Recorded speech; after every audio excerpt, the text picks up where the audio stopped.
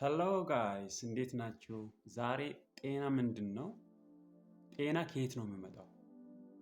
በእኛስ ቁጥጥር ስር ነው ወይስ በእኛ ቁጥጥር ስር አይደለም የሚለውን እናወራለን ማለት ነው። ጤና የሚባለው ነገር ለእናንተ ምንድን ነው? ሀሳብ ካላችሁ ኮመንት ላይ አስቀምጡልኝ። እኔ በበኩሌ ጤና የሚባለው ነገር ከመጣንበት ምንጭ የሚፈስ ኃይል አለ በእኛ ውስጥ 24 ሰዓት በእኛ ውስጥ የሚፈስ ኃይል አለ። ያ ኃይል አንገነዘብ ብዙን ጊዜ ማለት ነው። መገንዘብ የምንጀምረው ጤናችንን ስናጣ ወይም ስንታመም።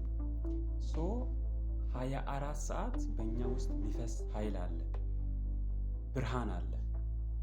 በሁሉም ነገር ውስጥ የሚፈስ በሁሉም ነገር በስተጀርባ ሆኖ የሚመግብ ኃይል አለ።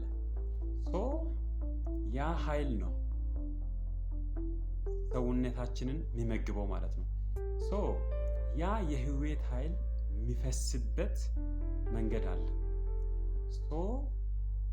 ያ ኃይል በትክክል ሰውነታችን ውስጥ መፍሰስ ሲችል አንድ ሰው ጤናማ ነው እንላለን። ያ ፍሰት ደግሞ ሲዛባ ወይም በሆነ ነገር እኛ በምናቆም በማናቆም ሊሆን ይችላል። ያ ፍሰት ሲዛባ ወይም መንገዱ ሲዘጋ አንድ ሰው ይታመማል። ይሄ ነው ጤና።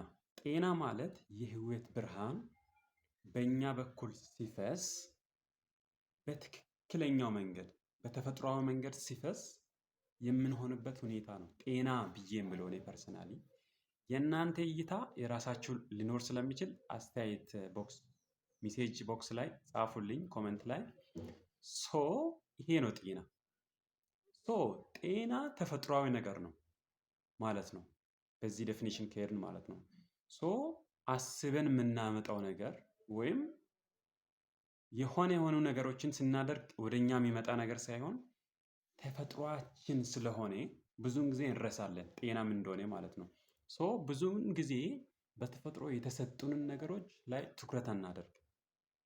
ልክ ያ ትኩረት በተፈጥሮ የተሰጠን ነገር ከኛም ሲሄድ ወይም የሆነ ምልክት ማሳየት ሲጀምር ትኩረት ማድረግ እንጀምራለን።